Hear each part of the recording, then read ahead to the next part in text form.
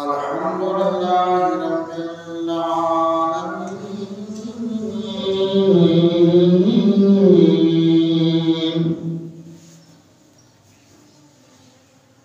والصلاة والسلام على رسوله الكريم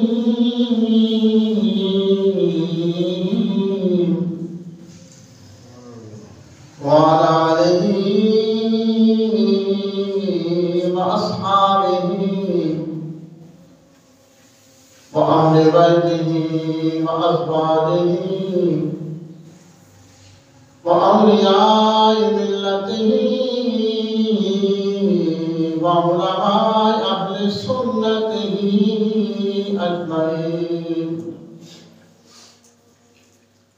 أما بعد فأعوذ بالله من الشيطان الرجيم. بسم الله الرحمن الرحيم.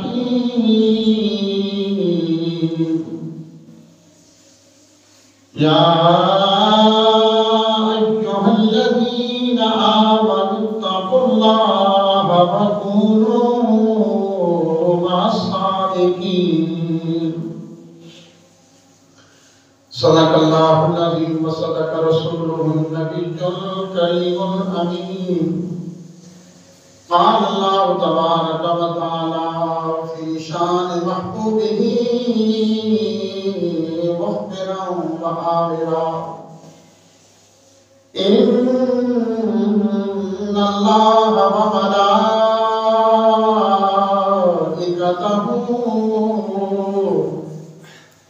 يصلون على النبي يا أيها الذين آمنوا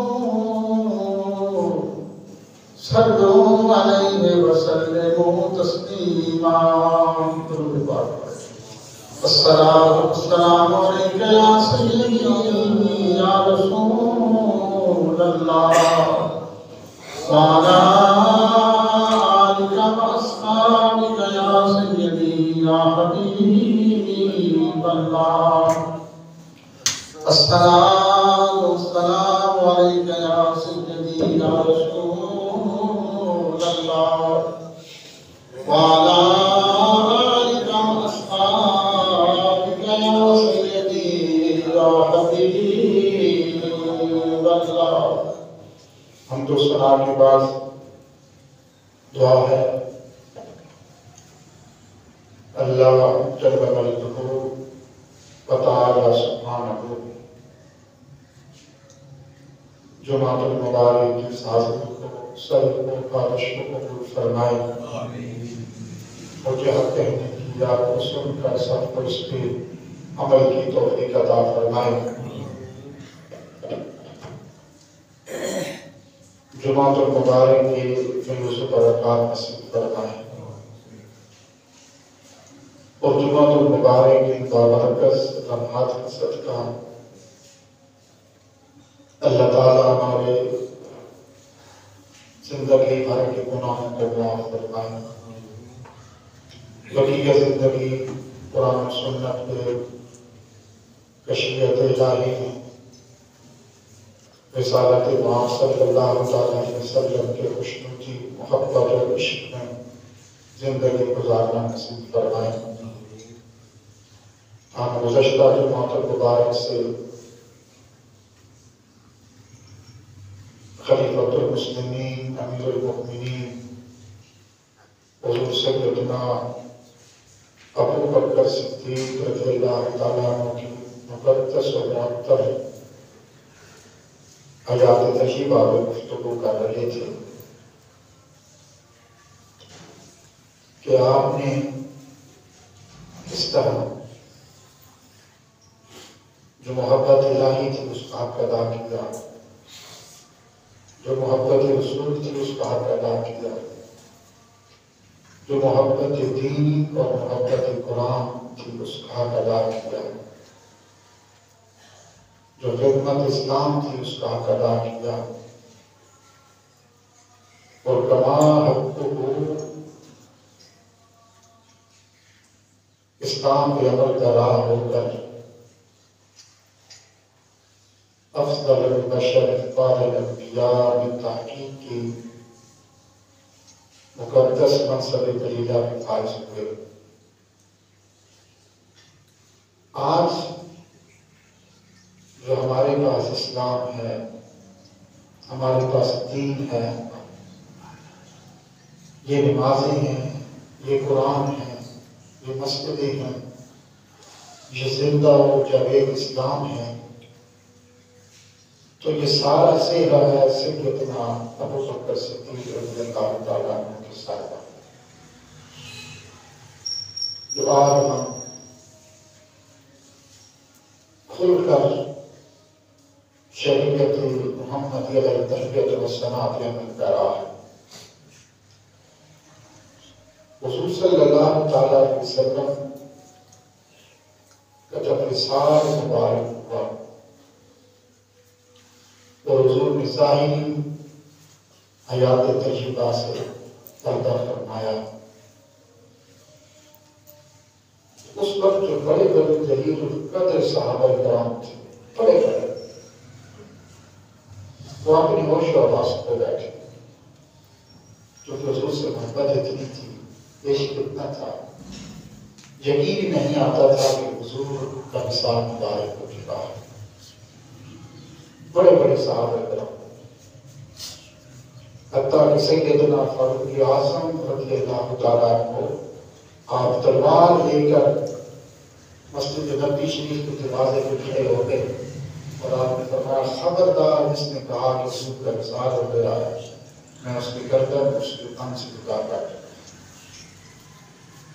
سیدنا عثمان غنی بن نورین رضی اللہ تعالیٰ عنہ کوئی ہوش نہیں،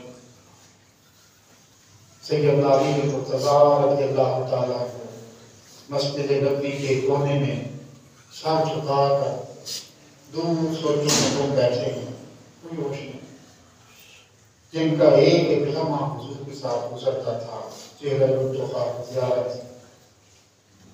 زبان مصطفیٰ سے اللہ کی وحی اور تلاوت قرآن اور احکامات الہیہ صبح و شام سننے، سلسلہ ظاہری طور پہ منقطع ہو چکا تھا، کوئی کسی کو ہوش نہیں۔ حضور صلی اللہ تعالیٰ علیہ وسلم کا جو جسم مبارک تھا، جسم مقدس تھا، وہ حجرہ سیدہ عائشہ صدیقہ رضی اللہ تعالیٰ عنہا، جہاں پر حضور کا روضہ اقدس ہے، وہاں پر حضور تشریف فرما تھے، مبارک تھا۔ تو ایک ایک گروہ آتا، وہ زیارت کرتے اور درود پاک پڑھتے اور آگے گزر جاتے، یعنی کہ حضور کا جنازہ مبارک تھا۔ جیسے عام انسان کا جنازہ ہوتا ہے، ایسے انبیاء کا جنازہ نہیں ہوتا۔ جنازے کا مطلب ہوتا ہے کہ گناہوں کی بخشش کے لیے دعا کرنا، تو چونکہ انبیاء گناہوں سے پاک ہوتے ہیں، معصوم ہوتے ہیں، اس لیے ان کا جنازہ نہیں ہوتا۔ حضور تشریف فرما ہے، آپ کا جسم اقدس تشریف فرما ہے، ایک ایک گروہ آتا ہے، کھڑے ہو کر آپ کی چارپائی کے ساتھ درود پاک پڑھتے ہیں، زیارت کرتے ہیں اور آگے گزر جاتے ہیں، کسی کو ہوش حواس نہیں۔ سیدنا فاروق اعظم کوئی ہوش نہیں، تلوار لگا رہے، خبردار اگر کسی نے کہا ان کا وصال ہو گیا تو اس کو قتل کر سکتے، کسی کو نہیں چھوڑ، ہوش نہیں تھی۔ حضرت علی نے کسی سے بات نہیں کرتے، ایک کونے میں بیٹھے ہیں، سر گھٹنوں پہ رکھا ہوا ہے۔ ایک ایسی شخصیت تھی جو حجرہ رسول میں داخل ہوئی، چہرہ اقدس کو بوسہ دیا، باہر آئے، سب کو دیکھا، سیدنا فاروق اعظم کو دیکھا، حضرت عثمان کو دیکھا، حضرت علی کو دیکھا، ہوش نہیں، صحابہ کرام کو ہوش نہیں۔ کچھ قبائل آپس میں اکٹھے ہو رہے ہیں، اچھا خلیفہ ہمارا ہوگا، تو وہ شخصیت جس کا نام تھا سیدنا ابو بکر صدیق رضی اللہ تعالیٰ، آپ سب کو مسجد نبوی شریف میں اکٹھا ہوئے، تو میں تمہیں کیا ہو گیا، تمہیں کیا ہو گیا؟ پھر آپ نے چوتھے سے پارے کی وعدات پڑھی، وما محمد رسول اللہ قد خلت من قبلهم الرسل افإن مات أو قتل انقلبتم على أعقابكم. جتنے بھی انبیاء آئے وہ دنیا سے چلے گئے، حضور نے بھی جانا تھا چلے گئے. کسی نے کہا اسلام ختم ہو گیا، کسی نے کہا نمازیں ختم ہو گئی، کسی نے کہا زکات نہیں دے. حضور سیدنا صدیق اکبر نے سب کو اکٹھا کیا اور ایک عظیم خطبہ ارشاد فرمایا. فرمایا حضور کی ساری زندگی پر ایک لمحے کے لیے پانی پھیر دو گے؟ حضور اس لیے اپنی قربانیاں دیتے رہے، تم کو تیار کرتے رہے کہ حضور نے ظاہری آنکھ مبارک بند کی اور تم نے کہا اسلام ختم ہو گیا. عمر تمہیں کیا ہو گیا؟ اب یہ ساری ذمہ داری ہمارے قدموں میں ہے. اتنا جلیل القدر اور عظیم الشان اور روح پرور خطبہ سیدنا صدیق اکبر نے دیا. سیدنا فاروق اعظم کہتے ہیں کہ ہم نے پہلی دفعہ سنا تھا کہ یہ آیات بھی قرآن میں آئی، سنی پہلے نہیں تھی. سیدنا صدیق اکبر نے کہا کہ ہوش و حواس سے اپنے کام کریں. کیا ایک لمحے کے لیے حضور کی ساری زندگی کی محنت پہ پانی پھیر کریں؟ سیدنا صدیق اکبر نے فرمایا سن لو، جو حضور کے دور میں ایک رسی بھی زکات دیا کرتا تھا ابو بکر صدیق. جو نمازیں نہیں پڑھے گا ابو بکر کا اس کے خلاف اعلان جنگ ہو. یہ سیدنا صدیق اکبر تھے جس نے سب کو سنبھالا اور جگہ جگہ پر جو ہے وہ جھوٹے مدعیان نبوت اٹھنے لگے. کسی نے کہا نبی میں ہوں، کسی نے کہا ہم نبی ہیں، کسی نے کہا خلیفہ ہمارا ہوگا، کسی نے کہا اب ہم اسلام کے داعی اور علم بردار ہوں گے. سیدنا صدیق اکبر تنے تنہا تھے جنہوں نے سب کو شکست دی اور پھر اسلام کو اپنے پاؤں پہ کھڑا کیا. تو آج زندہ و جاوید اسلام، مسلمان، مسجد قرآن، دین آج ہم تک پہنچا. تو یہ سارا سیرا سیدنا صدیق اکبر کے ساتھ ہے رضی اللہ عنہ. سیدنا صدیق اکبر رضی اللہ تعالیٰ عنہ کی کیا شان تھی. اب جتنی بڑی انسانی عقل گانگ رہ جاتی. حضور تشریف فرما تھے نا کہ کچھ قبیلے کے لوگ آئے جن کے پاس دنیا کی دولت تھی، سونا چاندی تھا، سواریاں تھیں، دنیا تھی جن کے پاس، عزت تھی، شہرت تھی، ظاہر. تو جب دیکھا نا کہ سارے لوگ تو حضور کے پاس جمع ہو رہے ہیں، اکٹھے ہو رہے ہیں، کلمہ پڑھتے جا رہے ہیں، اور ایک یتیم ہو کر، ایک پردیسی ہو کر، مکے کا رہنے والا مدینے میں آ کر حکومت کرے. کچھ ہوتے ہیں ایسے جن کے دماغ میں دولت کا نشہ ہوتا ہے اور دولت کو ساری اپنی قوت و طاقت سمجھتے ہیں. تو کچھ لوگ آئے اور حضور کے سامنے آ کر وہ یاوہ گوئی کرنے لگے، لان تان کرنے لگے، نعوذ باللہ. جو منہ میں ہذیان آتا وہ وقتے چلے گئے. کچھ لوگ ہوتے ہیں جن کے مقدر میں یہی لکھا ہوتا ہے، کسی کے مقدر میں لکھا ہوتا ہے جب تم نے گالیاں دینی ہے، تم نے برا بھلا کہنا ہے، تم نے کسی کے آپ نہیں کرنا. ملتان میں بزرگ تھے نا، جا رہے تھے تو پیچھے سے آ کر کسی نے زور سے چپیڑ ماری، تھپڑ مارا. غالباً یہ بہاؤدین زکریا ملتانی رحمۃ اللہ تعالیٰ علیہ تھے. تو آپ نے مڑ کر پیچھے دیکھا اس کی طرف. اس نے کہا کیوں دیکھا؟ تم نہیں کہتے تھے کہ کوئی پتا بھی اللہ کے حکم کے بغیر نہیں ہل سکتا، کوئی پتا، کوئی ذرہ اللہ کے حکم کے بغیر حرکت نہیں کر سکتا. آج یہی ہے. تو کہا پھر میں اگر آپ کو تھپڑ مارا تو آپ نے پلٹ کے کیوں دیکھا ہے؟ کہا یقین ہے کہ کوئی پتا بھی ذرہ بھی اللہ کے حکم کے بغیر حرکت نہیں کرتا. کہا جب یقین ہے تو پھر پیچھے پلٹ کے کیوں دیکھا ہے؟ کہا صرف اس لیے دیکھا ہے کہ یہ بدبختی اللہ نے کس کے مقدر میں لکھی تھی، بس یہ دیکھا. یہ بدبختی کس کے مقدر میں تھی؟ تیرے مقدر میں لکھی ہوئی تھی. تو یہ کسی کے مقدر میں ہوتی ہے. ہر وقت اذیان پکنا، عیب جوئی کرنا، چھوٹی سی اگر نیکی کر دی تو ڈھڈورا پیٹنا، ڈھول بجانا، اعلان کرنے، اپنی پارسائی کو، اپنے تقوی کو ظاہر کرنا، کسی کے مقدر میں. تو وہی قبیلے کے لوگ آئے نا حضور کے سامنے کھڑے ہو گئے. اور اذان پکنے لگے. سیدنا صدیق اکبر پاس تشریف فرما تھے. حضور نے کوئی آگے سے ایسی بات نہ فرمائی. حضور نے فرمایا ابو بکر اٹھ کر ان کو ذرا جواب دو. تو سیدنا صدیق اکبر پھر حکم بھی حضور کا تھا, پھر اٹھے اور پھر اٹھ کر ایسا جواب دیا کہ ان کے منہ بند ہو گئے. جب وہ چلے گئے نا تو سیدنا صدیق اکبر بیٹھے تو حضور نے فرمایا کہ یہ مستدرک کے اندر یہ حدیث پاک ہے. حضور نے فرمایا کہ اللہ تعالیٰ ابو بکر تمہیں قیامت کے دن رضوان اکبر عطا فرمائے. تو صحابہ نے پوچھا حضور کہ رضوان اکبر کیا ہوتی ہے, یہ کیا ہے؟ حضور نے فرمایا رضوان اکبر یہ ہے کہ اللہ تعالیٰ قیامت کے دن سارے اپنے بندوں پر ایک عام تجلی فرمائیں گے, اور انبیاء کے بعد ایک خاص تجلی ہوگی, ایک ہی خاص تجلی ہوگی جو اللہ تعالیٰ صرف سیدنا صدیق اکبر کو فرمائے گا, اور کسی کے نہیں, صرف سیدنا صدیق اکبر رضی اللہ عنہ. اللہ تعالیٰ نے سیدنا صدیق اکبر کو بڑی شان عطا. مسلمان جب ہجرت کر کے آئے نا مکے سے مدینہ طیبہ تو وقت گزرتا گیا, کافی وقت گزر گیا. پھر شہر مکہ کی وہ گلیاں, وہ بچپن جہاں پہ گزرا تھا, وہ بازار, وہ شہر, وہ سین حرم, وہ کعبۃ اللہ کی زیارتیں, وہ حجر اسود, مقام ابراہیم کو یاد آنے لگا. سوچ کے حضور کے پاس آتے, کہتے حضور کوئی دعا فرمائے نا, ہم عمرے کے لیے جائیں. بار بار آتے. ایک دن حضور نے فرمایا کہ تیاری کرو, ہم عمرے کے لیے جائیں.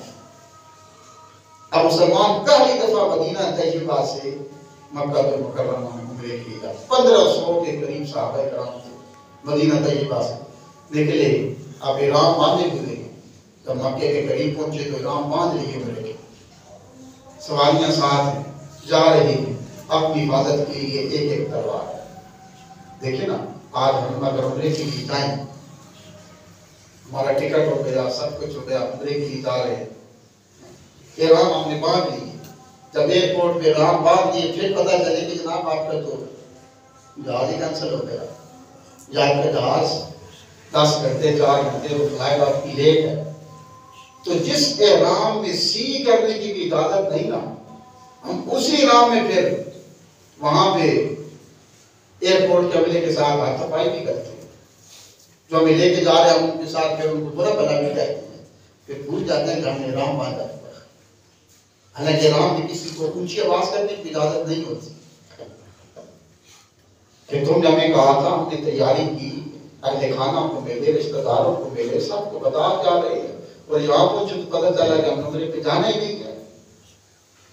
تو اگر آپ کے پیر صاحب کہہ دیں کہ جناب تیاری کرو ہم عمرے پہ جائیں گے, اور پیر صاحب جناب عمرے کی رہنمائی فرمائیں, نگرانی فرمائیں, قیادت فرمائیں کہ میں ساتھ جا رہا ہوں, تو پیر صاحب نے کہہ دیا ہے, پیر صاحب کے کہنے کا ہم نے پیسے جمع کروا دیے, سب کچھ کر دیا, عمرے کے لیے تیار ہو گئے, احرام باندھ دیے. جب ایئرپورٹ پہ پہنچے تو پتہ چلے کہ دھوکا ہو گیا, عمرہ تو ہو گئی. پیر صاحب نے کہہ دیا کہ جناب دھوکا ہو چکا ہے, عمرے پہ نہیں جائیں گے, واپس جاؤ. تو پھر کوئی خاص مرید بھی ہوگا تو پیر مانے گا کہ پیر صاحب آپ نے تو نہ کروا دی, آپ کیسے پیر تھے, آپ کو پہلے نہیں پتا تھا. اب یہاں پہنچا تو آپ نے کہا کہ نہیں جائیں گے, تو دوبارہ کبھی ان کو پیر وہ نہیں مانے گا. کیسے پیر ہے آپ؟ حضور نے فرمایا کہ تیاری کر عمرے پہ جا رہے ہیں. 1500 صحابہ کرام تھے رضوان اللہ تعالیٰ. عمرے کا احرام باندھ دیا, تشریف لے گئے. حدیبیہ کے مقام پہ پہنچتے ہیں, کفار مکہ نے وہاں پہ روک دیا. گفت و شریف کا سلسلہ وہاں پہ جاری ہوا. کفار مکہ نے کہا کہ آپ مکے میں داخل نہیں ہو سکتے. تو حضور نے فرمایا کہ ہمارا مقصد تم سے جنگ کرنا نہیں, ہم اپنے مرکز اسلام سے اتنے سینکڑوں میل دور آ کر ہم تم سے کس طرح جنگ کریں گے, تمہاری حدود میں کھڑے ہیں. ہمارے پاس اپنی تن کی حفاظت کے لیے صرف ایک تلوار ہے, کچھ بھی ہمارے پاس نہیں, ہم صرف عمرے کے لیے کریں. تو کفار مکہ نے کہا کہ جناب عمرہ نہیں ہو سکتا, اس سال آپ عمرہ نہیں کر سکتے, ابھی نہیں کر سکتے. گفت و شریف کا سلسلہ جاری ہوا تو آخر میں کچھ شرائط لکھی گئی, سین ہو گئے. تو اس میں ایک بڑی کڑی شرائط تھی. اس میں ایک شرط یہ تھی, اہل مکہ نے جو لکھوائی کہ حضور اگر ہمارا آدمی مکے سے بھاگ کر مدینہ طیبہ چلا جائے گا تو تمہیں واپس کرنا ہوگا، اور اگر تمہارا آدمی بھاگ کر مدینے سے مکے آئے گا تو ہم واپس نہیں کریں گے، اور آپ کے ساتھ عمرہ بھی نہیں کر سکتے، واپس نہیں کریں گے۔ حضور نے ساری شرائط سنی، طے ہو گئی۔ یہ بڑی سخت شرط تھی نا کہ تمہارا بندہ ہم واپس نہیں کریں گے، ہمارا بندہ واپس کرنا ہوگا۔ کتنی سخت شرطیں تھیں، ساری شرائط لکھی گئی۔ وہاں پہ حضور نے اپنی جو انگوٹھی مبارک تھی، جو سین تھے، وہ مہر نبوت تھی، وہ لگوا دی۔ تو حضور نے اور سگت معاہدہ مکمل ہونے کے بعد، سین ہونے کے بعد، حضور نے فرمایا کہ احرام کھول دو، عمرہ نہیں ہوگا۔ حضور نے اتنا فرمایا تو امام برقانی لکھتے ہیں کہ سیدنا صدیق اکبر جھٹ سے کھڑے ہوئے، چھلانگ لگا کر اور کھڑے ہو کر اپنے احرام کھول دیا۔ تو کسی نے کہا کہ تمہیں بڑی جلدی ہے کھولنے کی، کہا اس کی جلدی والی کیا بات ہے؟ حضور نے فرمایا تھا باندھ لیجیے۔ حضور فرمایا کھول تو کھول دیجیے، اس میں کون سی جلدی والی بات ہے؟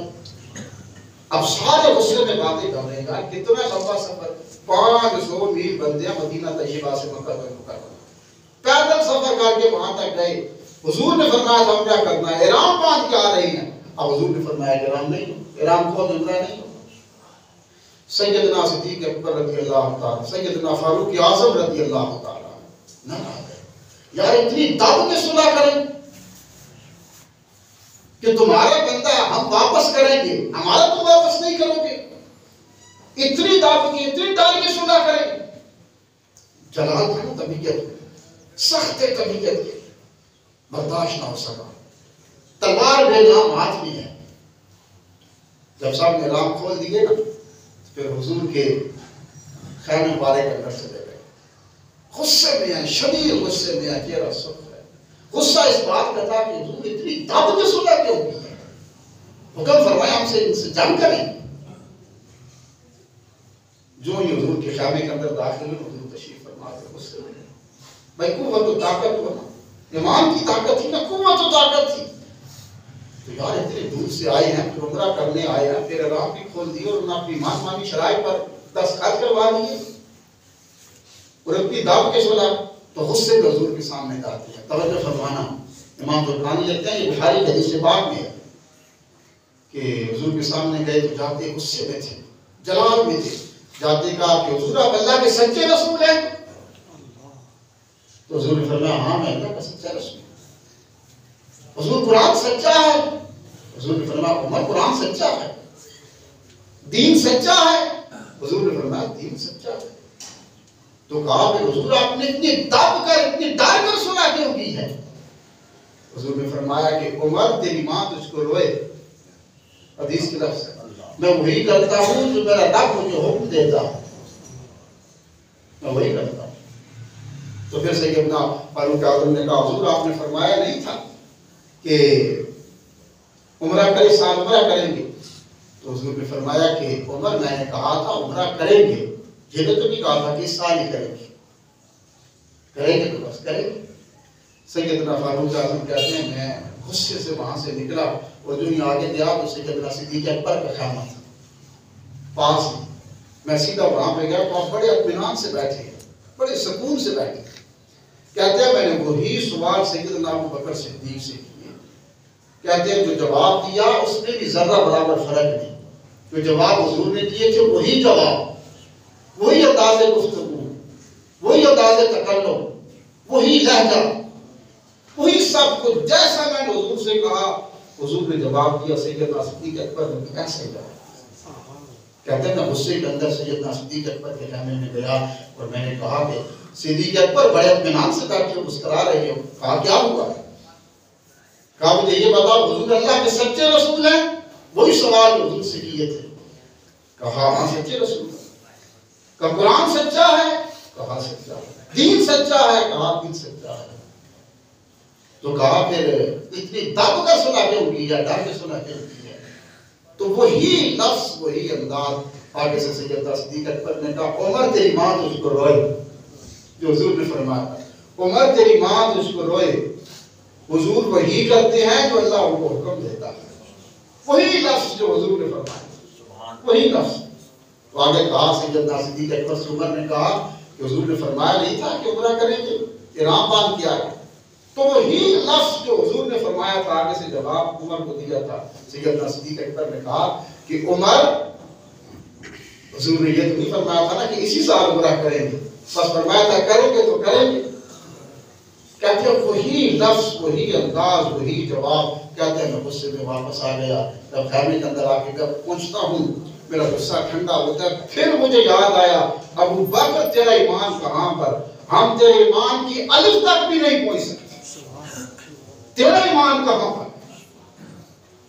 یہ وہ تھے سیدنا ابو بکر صدیق رضی اللہ عنہ، سیدنا صدیق اکبر رضی اللہ عنہ۔ آپ ان کے بارے میں جتنا پڑھے انسانی عقل نہ ہے۔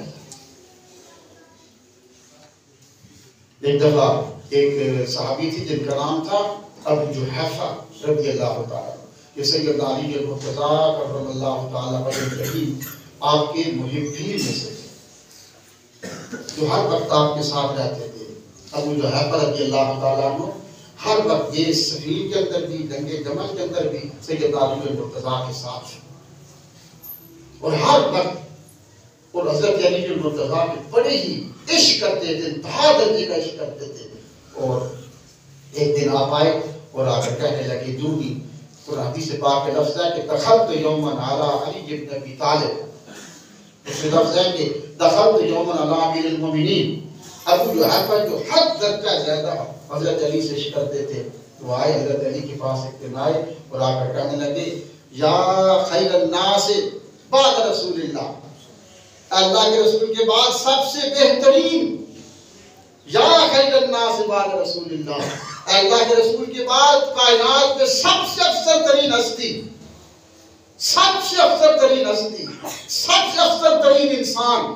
آگے سے اتنا ہی کہا تھا تو سیدنا علی المرتضیٰ نے فرمایا، جب یہ کہا نا کہ یا خیر الناس بعد رسول اللہ، اللہ کے رسول کے بعد سب سے افضل ترین انسان، میں علی المرتضیٰ سے کہا، آپ نے فرمایا مہلل یا ابو جحیفہ، ابو جحیفہ اس بات کو چھوڑو، الا اخبرک بخیر الناس، آج تجھے میں بتاتا ہوں اس کائنات کے حضور کے بعد سب سے افضل ترین اور اعلیٰ ترین انسان کون ہے؟ فرمایا ابو بکر، فرمایا سب سے اعلیٰ ترین انسان سیدنا صدیق اکبر رضی اللہ تعالیٰ عنہ۔ کہ وہ سیدنا صدیق اکبر جو اس مقام پہ پہنچے تھے ایسے ہی پہنچے تھے، اپنا سب کچھ مٹا دیا تھا، دوئی کے سارے نقش مٹا دیے، خودی کی دال سے باہر ختم کر دیا، سب کچھ ختم کر دیا۔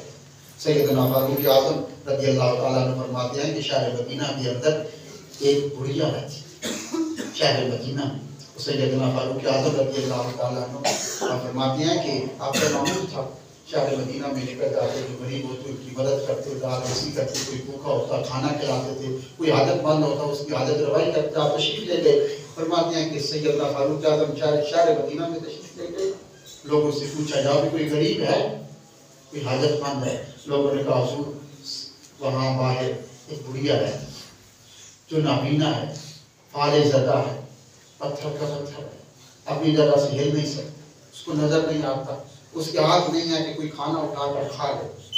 تو سیدنا فاروق اعظم اس کے پاس تشریف لے گئے اور جا کر کہا کہ ماں جی میرا نام عمر بن خطاب ہے۔ کہا کیوں آئے ہو؟ کہا اس لیے آیا ہوں کہ تمہیں کوئی میری ضرورت ہے، تمہاری خدمت کر سکے۔ کہا نہیں بیٹا چلے جاؤ واپس۔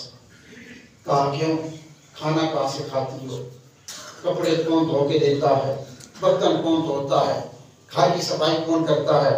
تو کہا کہ ایک شخص آتا ہے جو 3 سال سے مسلسل آ رہا آتا ہے، جھاڑو بھی دیتا ہے، کھڑا پانی کا بھر کے بھی لاتا ہے، کھانا بھی کھلاتا ہے، آتا ہے، نقد بھی دے کے جاتا ہے، اور ساتھ ہمسائے کے گھر میں جوان ہے اس کو بھی پیسے دیتا ہے کہ جب مجھے کوئی کام ہو تو میں اس کو آواز دے۔ تو 3 سال سے آتا ہے میرے پاس، اور اس وقت یہ تھا جو حدیث میں لکھا ہوا، اس وقت یہ تھا کہ لوگوں نے گھروں کے اندر بیت الخلاء بنا رکھے تھے، تو وہیں پہ ان کا پاخانہ تھا، پیشاب تھا کرتے، جو بدو ہوتے ان کو چند پیسے یا غلہ اناج دیتے، اس کو آپ صبح آتے وہاں سے اٹھاتے اور باہر پھینک دیتے تھے، اور اس بیت الخلاء کو پانی سے صاف کر دیتے تھے۔ تو کہا عمر وہ ایک شخص آتا ہے جو 3 سال کا اگر میرے بیت الخلاء کو بھی صاف کرتا ہے، پیشاب کو اٹھاتا ہے، پخانے کو اٹھاتا ہے، باہر پھینک جاتا ہے. کہا وہ کون ہے؟ کہا وہ نام نہیں بتاتا. کہا مجھے مالی کو خدمت بتا دے. کہا تم میری خدمت کیا کرو گے؟ تم نے آج ہی کہا کہ میرا نام عمر ہے اور میں خطاب کا بیٹا ہوں، تم کیا خدمت کرو گے؟ کہا بتاؤ نا، مجھے 3 سال سے آتا ہے وہ کون ہے؟ کہا وہ نام نہیں بتاتا، آتا ہے میرا پخانہ اٹھا کر باہر پھینک جاتا ہے. یہ سننا بڑا آسان ہے، پخانہ اٹھا کے باہر پھینک جانا یہ کوئی آسان کام نہیں ہے. سیدنا فاروق اعظم نے کہا آج میں دیکھوں گا نا وہ کون ہے. چھپ کے فجر کی نماز پڑھی، جا کر بیٹھ کے دیکھتے ہیں کہ ایک شخص آ رہا ہے، اس کے چہرے پہ نقاب اور پاؤں میں جوتے نہیں ہیں. جو ہی اندر داخل ہونے لگے سیدنا فاروق اعظم جھٹ سے باہر نکلتے ہیں، گاڑی میں بیٹھے نکلے، اس کے کندھے پہ ہاتھ رکھا، فرمایا غلام تو کون ہے؟ جب چہرے سے نقاب اٹھایا تو سیدنا ابو بکر صدیق. کہا حضور آپ؟ کہا عمر کیا ہوا میں؟ کہا 3 سال سے آپ اس بڑھیا کے پخانہ اٹھا کر باہر ہیں. کہا عمر کیا ہو کیسے؟ نہیں. کہا جوتے کیوں نہیں پہن کے آتے؟ کہا اس لیے کہ لوگوں کو پتہ نہ چل جائے کہ ابو بکر آتا ہے. میں نیکی کرنا چاہتا ہوں تو چھپ کے صرف رب کی رضا کے لیے میرے پاؤں سے آواز بھی نہ اٹھے جو لوگوں تک جائے اور لوگ کہیں ابو بکر تو بڑا نیک ہے، غریبوں کی مدد کرتا ہے. بس اس سے بچنے کے لیے تاکہ قوم کے بات بھی نہ آئے، بس چھپ کے آتا ہوں سے کام کرتا ہوں. ابو بکر کے مقام پر پہنچنا بڑا مشکل ہے. حضور نے فرمایا میں نے سب کے سامنے کا بدلہ چکا دیا. ابو بکر میں تجھے ہاتھ سے پکڑ کے قیامت کے دن اللہ کے دربار میں لے جاؤں گا. اللہ نے سب کی جو نیکیاں تھیں ان کا احسان کا بدلہ دے دیا. ابو بکر کو تو خود عطا فرما. دعا ہے کہ اللہ تعالیٰ عمل کی توفیق عطا فرمائے، سنتیں عطا فرمائے.